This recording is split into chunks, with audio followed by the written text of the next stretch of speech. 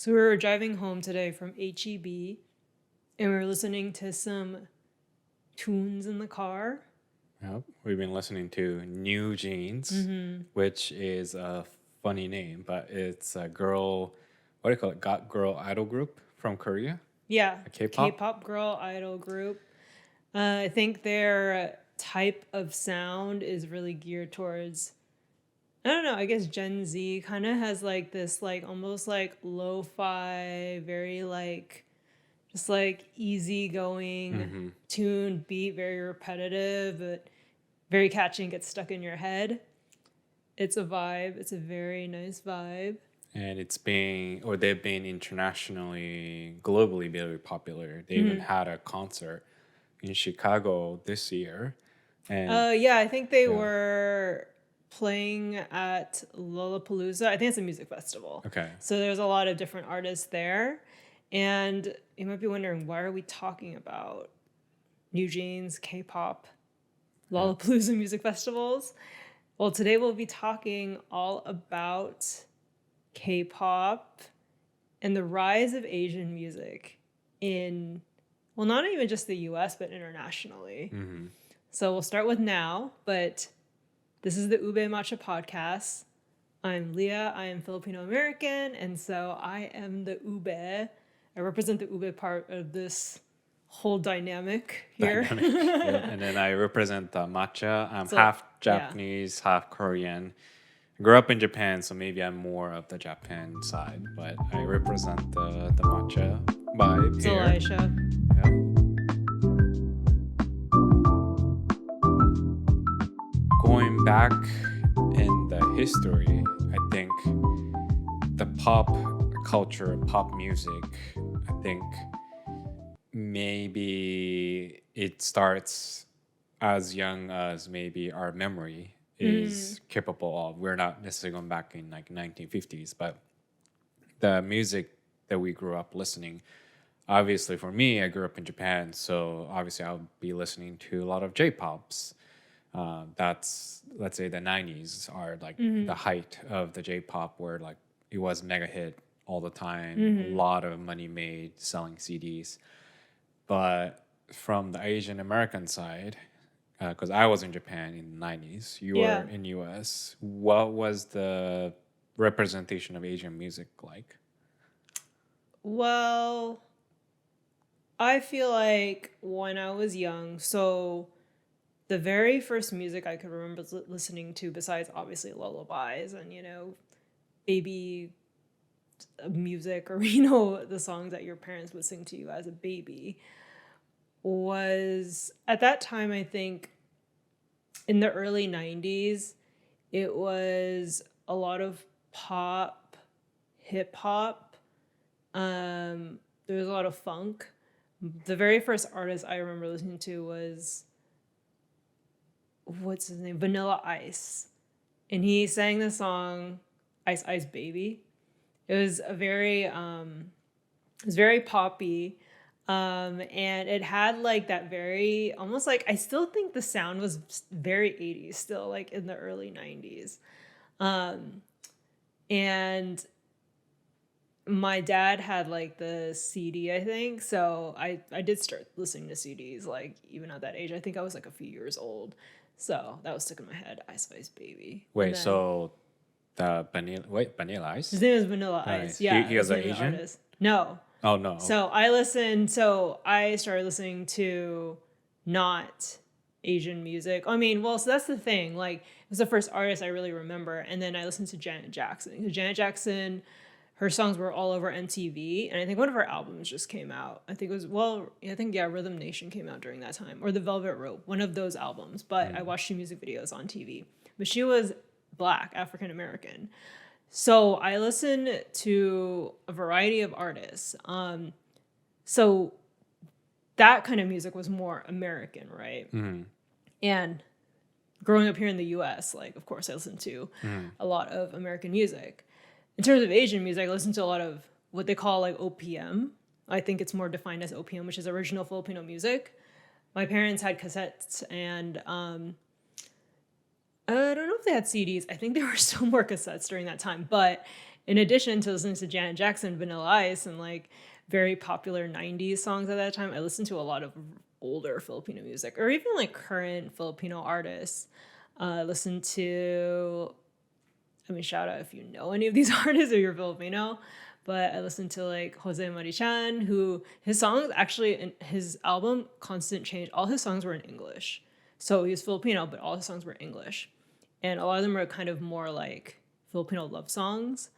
Or they had like more meanings about like just like life and like how it flows. So I think his music won awards too, because it was very different, I feel like, from a lot of Filipino artists during that time. But that was like music that my parents imported from the Philippines essentially and played like during, I remember as a kid, Jose Marichan, they would on when I would watch my old baby tapes from my birthdays, his music would be playing in the background. So they were constantly playing his music. Listen to like Ogie Sid, who sang more like popular like 90s tunes. So like in parallel to a lot of like American mainstream music I was listening to, I listened to a lot of Filipino music at the same time. So that's because your parents specifically brought it in, right? It's Yeah. not like part of the US culture. It's like a family's maybe importing their own cultural music. So if you were, let's say, born in Chinese family in US, it might be the Chinese family importing the cassettes or CDs from China. Or if you're like a Vietnamese, maybe you're importing the music from Vietnam, because that's maybe the only way to access Asian music, and it's not really in the mainstream media that there are other places to listen to. Well, like, Would you say? not really like American Asian artists. As I was growing up, techno became more popular, like later in the 90s. And there was this techno song I remember that was really popular. And it's called Do You Miss Me? By Jocelyn Enriquez, who's actually Filipino. And I didn't know that until I was much older that she's Filipino. But her song played on the radio, actually like mainstream, like American radio. So she is like one of the first ones I remember who was Asian and whose song played on American radio. But you didn't know that it was a Filipino. I didn't know she was Filipino. But I only knew later because I watched one of her music videos and she looked Filipino, and I looked her up, I was like, oh, she's Filipino. I think she's from California. So there was a few, but they weren't like very like in your face, like I'm Asian or I'm Filipino. So that was very just like in the previous episode, we talked about how the Disney song singer could be like a Filipino, but like you don't know until you kind of look it up about it, that you may have been surrounded by Asian American artists or singers, but they were just like you just never kind of knew. faceless. We were working in the kitchen and like behind the scenes, right? working the magic, but you're not the face of it, type thing. Yeah. Interesting. I think in the early like 2000, that's when I came to US. Yeah. I think it was still very much like I remember like the artist I recognized was the Britney Spears. Yeah. I think everyone in the elementary school or junior high was like into Britney Spears, and it began my like American music like exploration, or Backstreet Boys, like those times, right? Right. But then at some point I noticed there were some fangirls in US listening to J-pop. Oh, really? Songs, like imported, right? Like a Johnny's Entertainment. High school. So I think it was junior high. Still. So people that were into Japanese culture, which was considered more like a subculture during high school. If you were into like anime and video games, you were kind of in this like almost like geeky group at school. Yeah, it's like either anime songs, or I think Johnny's was very popular. It's like the boy like group. It's kind of like AKB, if you know the reference, but it's like a lot of, maybe thousands of like boys in Japan who are part of this group, who are like idols essentially. Yeah, idol they groups. release a lot of songs, and I've known quite a few of the fangirls, Caucasian fangirls, not the Asians. Actually, it's funny, and they were like kind of all into it. And I thought it kind of started in junior high school. And that's when I started to notice. Which was like what, early 2000s, I think. 2000 maybe Yeah. 2004, like early. And that's when I noticed, or I was surprised that the subculture, I guess, in US was even a thing. Yeah. Like I didn't even know how they even figured it out, because back in the time it was all just real network player playing low bandwidth music videos. Like it was not as accessible to discover. It was not accessible to get. I guess you have to go to like UbeMatcha or something to discover, and the photo albums and the CDs. Yeah. I don't know if the DVD was even a thing back in the time, but that's when I noticed like a J-pop, like almost like a subculture wave starting to coming into US. Oh, interesting. Yeah. I mean, in junior high and high school, I mean, I was very into anime. And I started getting into more Japanese music because of that, because, you know, a lot of opening and ending songs for anime would be J-pop songs, or they would be sung by J-pop artists, or not even necessarily J-pop artists, but they were definitely, I feel like, in general, more of a higher quality or musical quality than like the intro and ending songs to American cartoons, which were more like Kind of more kitschy, right? more Like in kitschy, but US, almost yeah. like it's like just a tagline type of like song. So you like remember the show, versus I feel like Japanese like anime had legitimate, not there's not like it's illegitimate over cartoons, but more as like they actually had actual songs like that you would listen to outside of that show, which was something different. That's true. I think the American cartoon music, the cartoon intros are like tailor made for the cartoon. Yeah. Right, like American. They're like trying to be Dad, like, trying to be like, this is exactly what this cartoon is, yeah. versus it's not even directly related to the anime, the opening and ending songs. It would have elements of it, but that song would be written aside from that anime or it's TV separately. show. Yeah. And then they call it like a tie-up or like kind of bundle. It's a strategy for selling the music. So like a marketing strategy. By putting on the anime, because that's exposure. Yeah. Right? Otherwise, you wouldn't hear it. Kind of like how that helped American people discover the J-pop music. Yeah. Otherwise, you wouldn't randomly listen to those artists. Right. On your You own, wouldn't just right? like find them unless it was tied to something you were actually interested in already. So that was different. And I felt like J-pop was popular, but I feel like what was more popular, at least growing up in Seattle, was more of the, I don't know exactly what you call it, like a gothic, dark pop music.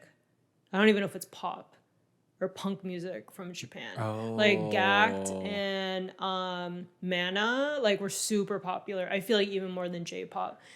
Like Probably because there was a lot of Illuminati. like more like kids in the goth scene maybe in junior high, but yeah, like kind of like they had a, not only was their music like it's like metal, I think their music like was a almost like metal, but it's like Visual K. Visual Yes. K band. Yeah, so It's Visual like- K was super popular. I think even more than J-pop when I was Yeah. a kid. Like people love like Mana, who had an androgynous and also got androgynous appearances, who wore like these elaborate costumes that were almost like ladylike. But it was androgynous. Like they were still men. They wouldn't like change their bodies like they wear wigs, makeup, white. they would all have this over, whole like dark visual. It was almost like That's so making true. a dark fantasy come true. Yeah, and I felt yeah. like that was super popular That definitely in junior was. high Yeah, in the yeah, early 2000s. At least in Seattle. I can't, say if it's the same if you lived in New York or lived in Texas. It is true. Yeah, because I remember being surprised by what got picked up Yeah. from Japanese culture. It's not like the mainstream of the pop. It's like those like subculture in Yes. Japan stuff is being picked up here. Yeah, that's probably Yeah. not even main music culture No, in like, Japan, yeah. but it's even more like niche subculture Yeah. that ended up being popular. It definitely had Yeah. like a fanatic fans. Maybe that's why it made it to the US. Versus pop culture music are like, yeah, It seems kinda it's popular, generic. but it's not like people are passionate. Whereas visual K bands, I think some like almost like a religious faithful yeah, or girls religious, like, would just like fanaticism. fanatics would just like spread the religion, right? It's almost like the mission work of like it's what we call in Japan too. Like this is a mission work to spread the love of this like comic manga or the music. People would even buy 2 copies or 3 copies of same thing, where one is for you to use or read or listen to. Yeah. The one is to keep it forever Yeah. unopened. The other is to give it to your friend as the act of like the evangelism, basically. Yeah, or I mean, it was almost like we are in our own this like secret world that is very special that not everyone knows about. So it has this element of like I'm special because there's this world that I'm really into that I know a lot of. Oh, interesting. And I have a lot of knowledge about it. So and I feel connected to the smaller group of people because we're all like love this like very specific niche Right. Instead of the subculture. pop culture. Instead of like, yeah, everyone in loves US. the Britney Spears Yeah, or Britney like Spears. Backstreet Boys or Yeah. NSYNC, you know? It's like, well, we're not like them. We have our own thing. Yeah. Yeah. Is that I think that was popular whether you were like Caucasian or I think Asian American Yeah. in the US. Yeah. I think it was, I feel like kind of would bridge the gap between a lot of even like different cultures, like whether you're Asian or Caucasian. yeah. Or even no matter who you were, like if you were into that, like you Yeah. sought out friends who were into the same thing because it was such a small, like Right. very specific group of people that Right. liked I think those in things. junior high and high school, I remember by the people who are sitting together, Mm-hmm. and they could be mix of different race, but like they all listen to like the same thing. The, or they the watch common same thing. denominator, Yeah. yeah, was like they were into anime or into video games. That the specific type of nerds that are not in like computer, but it's like Yeah. the subcultures. More of into like Asian. Japanese like video games or like anime, manga. Yeah. Yeah, if you were into that, you would form your own little group or hang out with very specific groups that were into that. Yeah. And I think someone grew up in Japan, I think I saw the rise of the trend, and I think, pretty proud of how those cultures are being loved. And it often helped me connect with them too. Yeah, I was gonna ask like if you made friends because friends who were not Japanese but who liked Japanese like Yeah. books or like Yeah. culture that helped you. Well, I guess form again, relationships I with made a wife. Oh, Not just okay. because we went to Yeah, the it's same true. junior high school. We were in the group of the Yeah. little nerdy. Played JRPGs. JRPGs, and watched anime. Yeah, I think the game is Yeah. maybe not like the song, but like a music of the game was the another Japanese, connection. that was another thing I felt like was very particular about Japanese like JRPGs. They had their own soundtrack, and the soundtrack was actually very like well thought out. It was actually like its own like you could play an orchestra behind it, and Yeah. it would if you didn't know there was a game behind it, it would just sound like an actual album of classical pieces or of Yeah, all like cinematic. the 8-bit you know, 8-bit sounds. musics, Yeah. right? Like how clever they got playing the music in like the Zelda Mm-hmm. series, or the like even the old Final Fantasy. I don't think Dragon Quest got very popular, but in Japan, like Dragon Quest was really popularized with its orchestra Yeah. music. And then, of course, I think by the time I got here, it was more about Final Fantasy 7 to Final Fantasy 8. Yeah, the music from More those. PlayStation kind of elevated games, the yeah. game of the music. Yeah. And that's when I met my longtime friend. She was playing piano at the talent show in our junior high school. Yeah, she playing played the Final Fantasy VIII opening theme song. Yeah, right? theme song. Yeah. That was like, what? Yeah. Like I didn't even think that someone in US would be How would they know How about would they know that? about that, right? The Yeah. game itself, Right. and why would they even choose to play that Yeah. song that I'm pretty sure like nobody in the school even had Yeah. any clue, right? Because I think the rest of the Right. majority Caucasian people never even heard of probably Final Fantasy, Yeah. but she would play that. It's like, oh, what? Right. That's really interesting. Yeah. Yeah. I feel like there's a big focus in the entire art. I felt like that's something that drew me to Japanese culture was like the focus on like every aspect of like the game or the anime show. It's not just the story and making like pretty pictures or like an animated cartoon. It's like the music, like they give a lot of attention to the music and the soundtrack and all of that, and not just, and also the sound, the voice acting, like there's a lot of care and attention that goes into that it's actually like almost like a visual art piece instead of just like this is entertainment for children, and maybe that's traditionally what you would think of as like cartoons or animated shows. I think the focus on music is what made Japanese like anime and games very different, very distinct, and yeah, even its own masterpiece. I feel like in some ways, yeah. Yeah, they're the even ones I would say almost invented or popularized music or rhythm-based games, like Yeah, Dance true. Revolutions, Yeah. and I don't know if American people play like a Beat Mania. That was even before the Dance Revolution, where you press on the Oh keyboards, yeah, yeah, yeah. and now there's like a Guitar Heroes and all these stuff that That kind of are like spin-offs yeah, of the Japanese like rhythm games or like yeah. music games that you would play together. Konami putting together in Yeah. the arcade scene. I think that's where it all started. Yeah. When I was a kid, I definitely didn't see as many arcades. I'm sure there were, but I feel like arcade culture and importing Japanese like games, like music games, like that was definitely a lot bigger when I got older.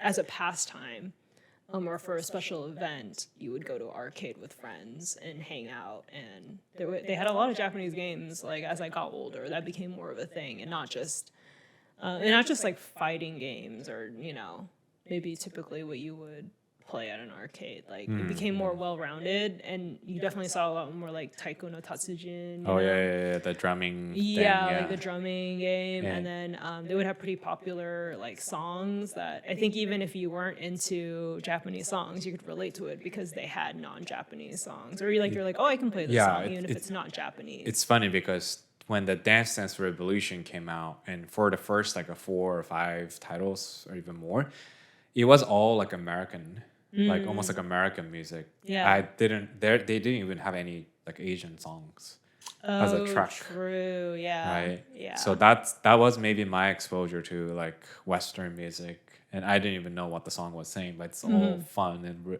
rhythmical. And then later, I think it started to include more Asian music. So for Yeah. me, it was like American music introduction of DDR, but in US, that's like an introduction of Japanese like musical games, rhythm games coming into the US. Yeah. And I thought that trend is gonna keep going and going.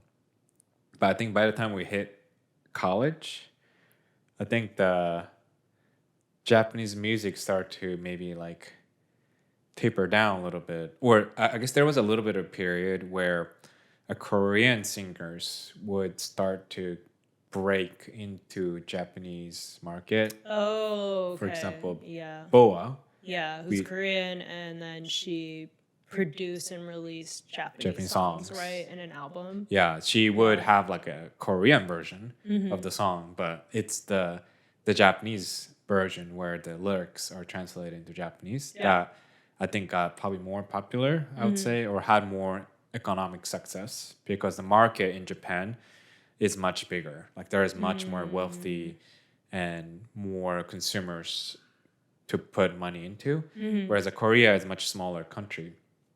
So Korea was trying to penetrate into the Japanese market, and the way to do it was the translated song or that Korean singers would sing in Japanese. Oh, I see. And I think Boa was like one of the popular one that came to Japan, and we all start to love.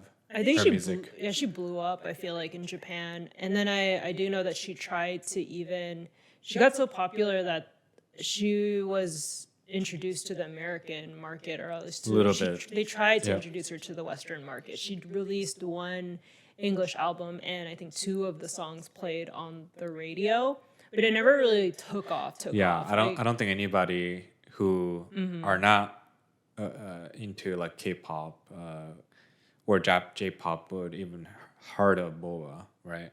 Maybe you heard of like unless like if you're like our age, like yeah. millennial age, yeah. Even then, I don't know if Caucasians have ever Well, I think, heard of them. and still during this time, up until like college for us, and even a few years after, there Asian like songs or artists still aren't really mainstream in the U.S. So Definitely not. we talked about like subcultures, right? Mm-hmm. And I feel like before there was maybe a thinking that maybe American audiences wouldn't understand Asian music, so they would Right. have to like mold it into something that an Asian, or I'm sorry, that a American audience would understand. So I even remember as a kid like watching Sailor Moon or even Pokemon. Pokemon. Like if you watch like anime, and then those shows, those anime from Japan came out in the US, but they have to be dubbed, right? And they would Yeah. often rewrite the music Yeah. and like It's completely give it a completely different different. soundtrack.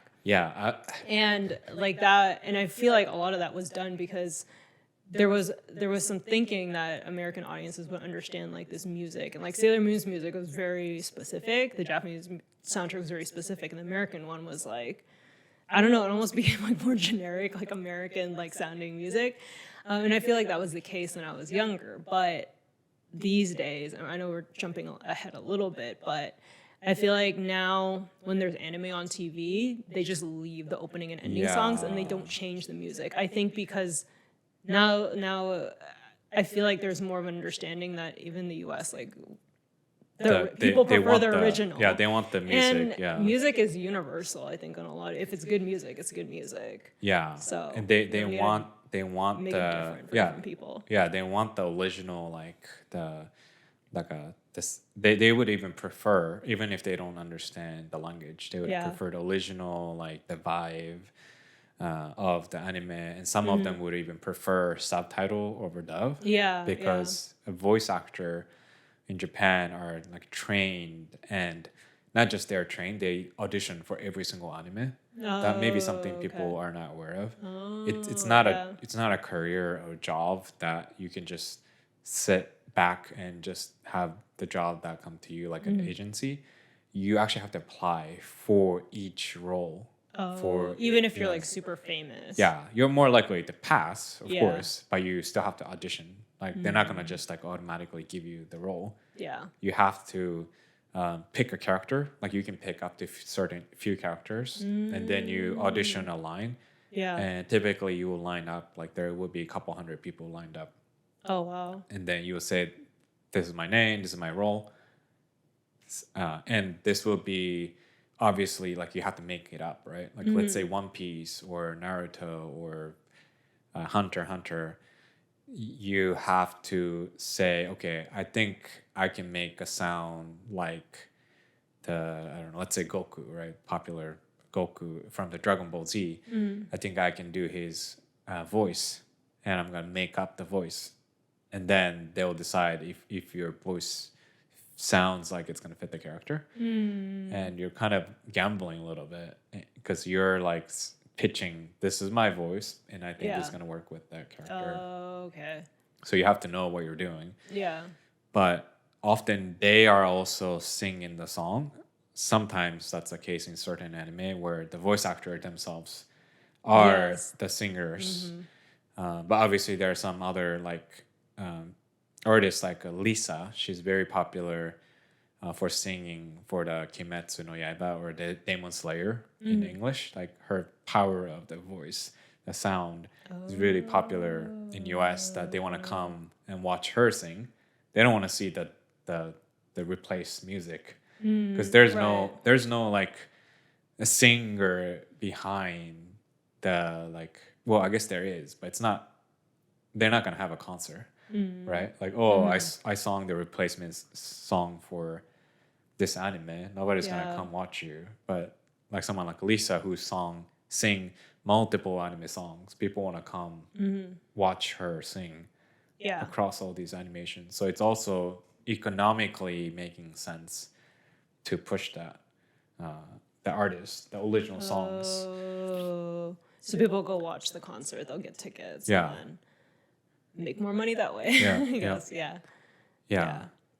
So yeah, during college, I feel like Asian music was still not really mainstream. There were a few artists that I picked up. I was starting to branch out a little bit more from J-pop, so I did listen to a lot of J-pop while I was in school. Like I was really into WINS, probably like the boy band I think that was high into. school, yeah. Yeah, but a lot of people really were into, like we said, Visual K, other types of artists. And then going into college, I started listening to a little bit of K-pop, like, So but that's like not super. 2006 to 2010. Yeah, about that time. I Yeah. listened to like Classic Koi Project, who's like more of a, almost like a hip hop, electronic hip hop, like K-pop group, but they were not mainstream and they were still more niche, I think. Yeah. It's And like then there was like another Korean artist that was really big.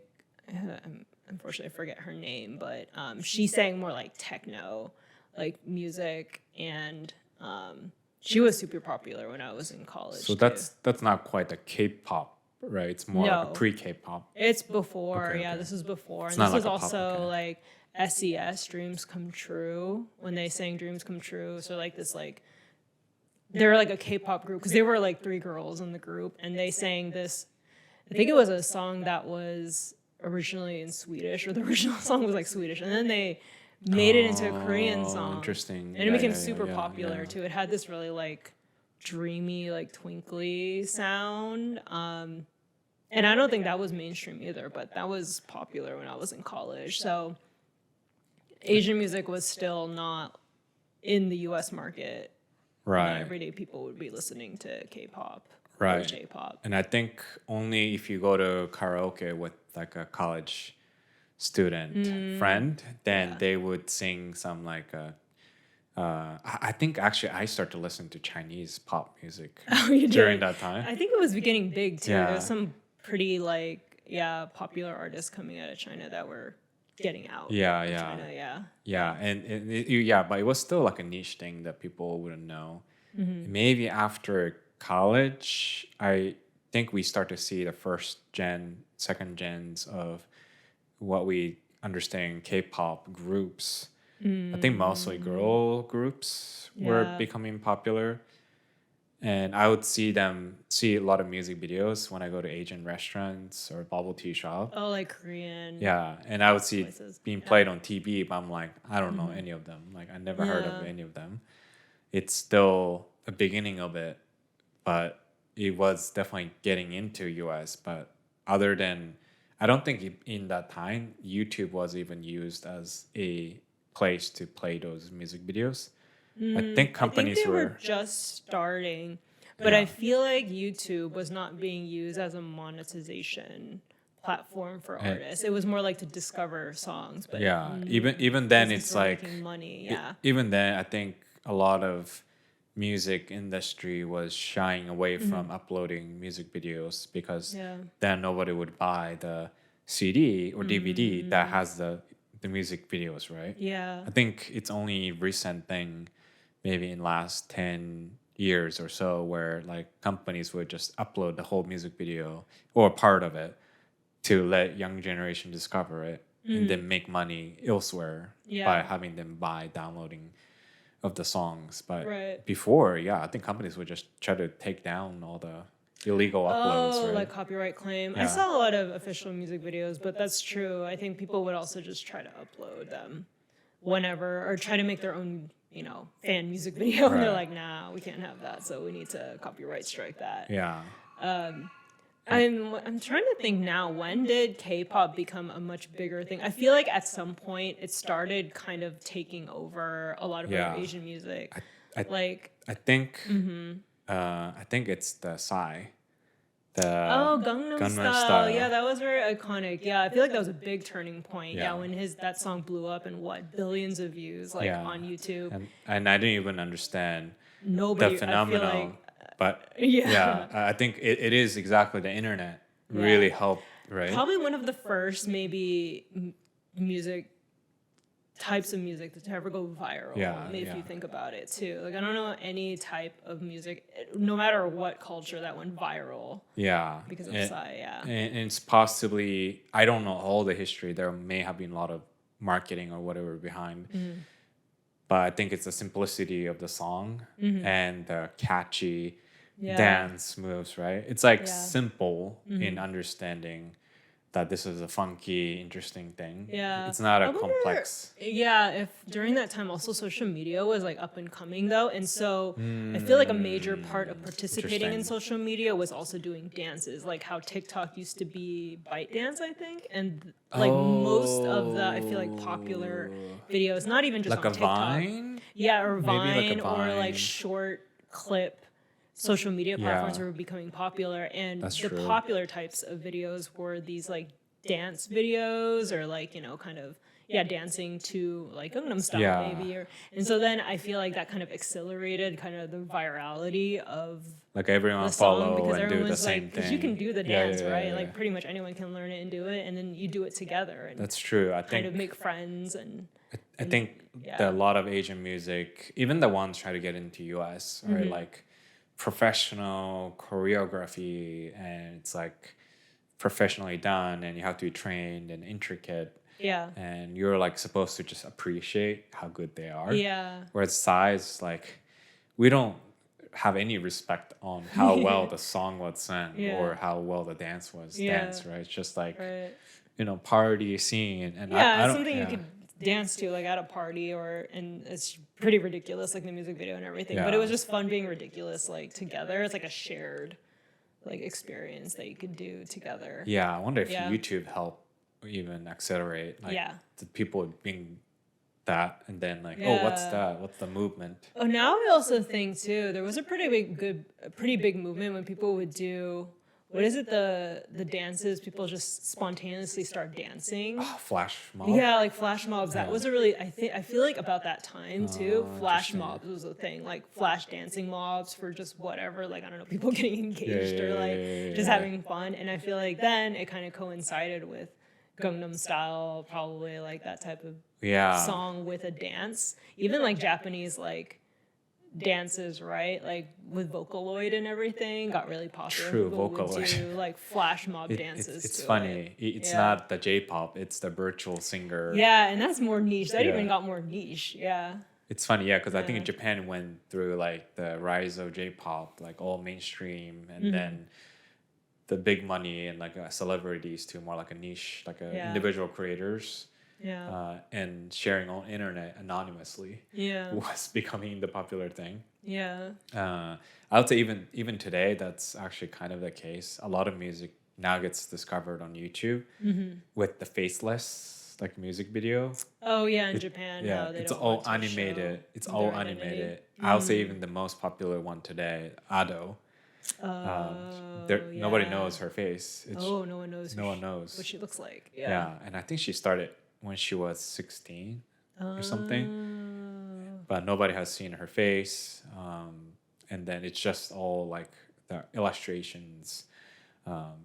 That is part of the music video, and I start to see more of those artists where you don't know their face until later. Some of them decide to reveal or come out of it, but yeah, there are a lot of Clarice, like a lot of anime song is sung by Clarice. Yeah, it's like this two-girl Two-girl. duo group. Yeah. No one knows their identity. They always Right. wear masks, or they always hide their faces in Yeah. some way during concerts. Yeah. Yeah, it's those. I would even say the what do you call it, like the indoor personality. In Japan we call it inkya. Oh, indoor person. It's like the not extroverts but introverts are becoming the singers, because before you have to be, I mean, you don't have to be extroverts, but expectation is that you show your face, you become Yeah. the public celebrity, and you have to act and say things certain way. Now you can just be pure artist. You just love music, but you prefer to stay home.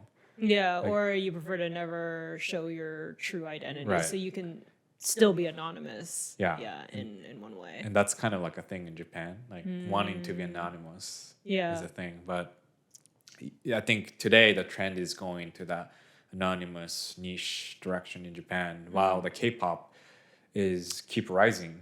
Well, and I feel like with Gangnam Style penetrated the international market, not just Korea, not just Asia, but I think that's kind of opened the floodgates. I feel like for K-pop to kind of grab a market or start grabbing a market in And- the U.S. And I think the K-pop almost hit the highest point or peak with the BTS popularity. Yeah, Right? or like Blackpink. So Blackpink. now like we're getting into like actual boy and girl groups. I feel like the pendulum swung back in a way, right? In the 90s, we had boy bands, girl bands in the US.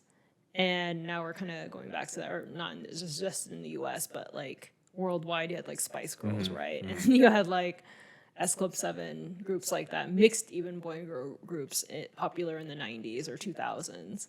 And then it wasn't that way for a while. And then it came back to girl and boy bands, but now it's more like K-pop boy and girl bands that are getting popular. Yeah, and within the K-pop, especially in the girl bands, what's interesting is previously someone like Boa would learn Japanese and sing in Japanese, right? And she'll be the bilingual person. Now, or now, not now, like let's say 5 years back, there is a start of including other Asians in the K-pop. So it's not a K-pop by Korean-born Oh, like all the Koreans. members are not Korean, Right. but they're also like Thai, like in Blackpink, right? Lisa is the Thai, and Twice is my favorite girl band. We even went to the concert just like a few Yeah. months ago. There are two or three girls that are Japanese. 2 or 3, forgot at least 2, Momo and oh man, what was her name? Mina? Was it Mina? Are the Japanese, and they have to learn Korean Yeah. in order to kind of sing in Korean, but they also sing the Japanese. I think there are some Japanese songs that Twice released, all in Japanese. Oh, yeah. So they strategically incorporate Japanese members so that I think the reception of the Twice by both Korean and Japanese are like kind of positive, right? Because it represents both of the cultures, even though it's packaged as K-pop. Of course, Japanese people would root for the Japanese. Yeah, and there are other members. K-pop groups that have like American-born Koreans or Australian-born Asians as part of the group. So they might be Korean, they might be other types of Asians, but they're from Western countries and then they can speak English very well. So then it's easier to communicate with Western audiences that only understand English. Yeah. It's not just speaking in Korean, and then you don't really get to build that relationship. Yeah, because Twice had penetrated in Japanese market really well because now they can sing in Japanese, right? And there are native members. Yeah. So whenever you go to concert, like there's Japanese members, and in Korea there's a Korean members. But even Twice, we went to their concert, so we can tell that they're not really comfortable speaking in English. Yeah. Right. And as so K-pop is blowing up right now, right? And a lot of K-pop groups sing songs in English, like they do release English songs, but the majority of their songs are still in Korean. Like they will play on the radio in Korean.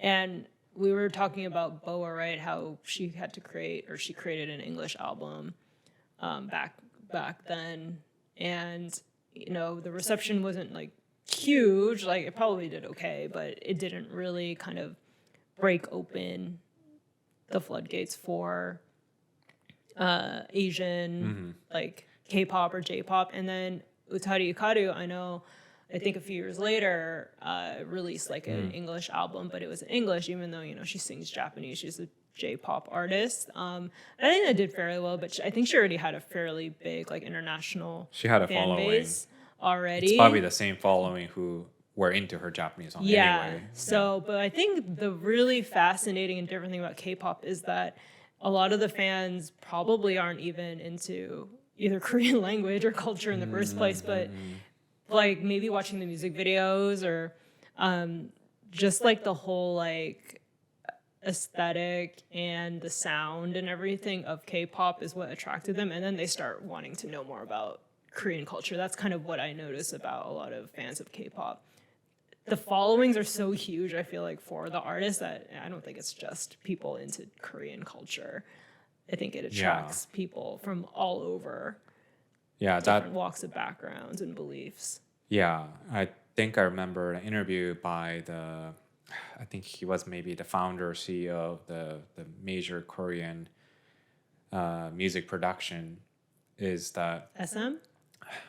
I don't remember exactly which one, but I was listening to the interview where he was explaining how in Japan there's enough market, there's enough money that you can just crush your niche in Japan and you'll be okay. You'll make enough money. But in Korea, it's not enough. It's not enough. There's not enough money to just market to it's small Korea population, as a country. small pool of money, right? So they have to go international to earn the money, right? So that's why they decided they will invest in training since kids are young for like 5 to 10 years before they even come out in the market. So a lot of those professionally done, put together music girl groups, they're not like they just got together and then they just started out. Like they've been in training for years before they're in the public. And strategically they would figure out how to market to Japan. And I think that part is like done pretty well by some of the older generations of K-pop. That now the focus is international, and it goes back into the New Jeans, which is the latest the hype of the K-pop girl group. They're very young. They're still like I think 16 to 18 or something, and there are members like Hani, who is actually a Vietnamese. She looks like Korean. There's even a talk about you. If you look like a Korean people, you're in the K-pop, and there's no question about it. But she is also Australian, or she grew up in Australia. I forgot the detail, but her English is good, basically. So that's like not even looking at like a Japanese market anymore. They're looking at like international market, because if you can speak English, you're tapping into much bigger segment of the audience in the world.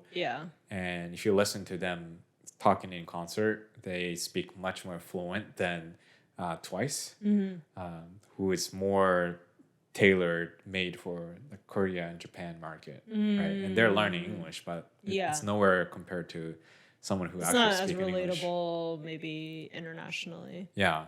And I think tapping into the Gen Z market and the music, the key part, like a chorus part of the music, always have like this English line, right? Like the what's your ETA?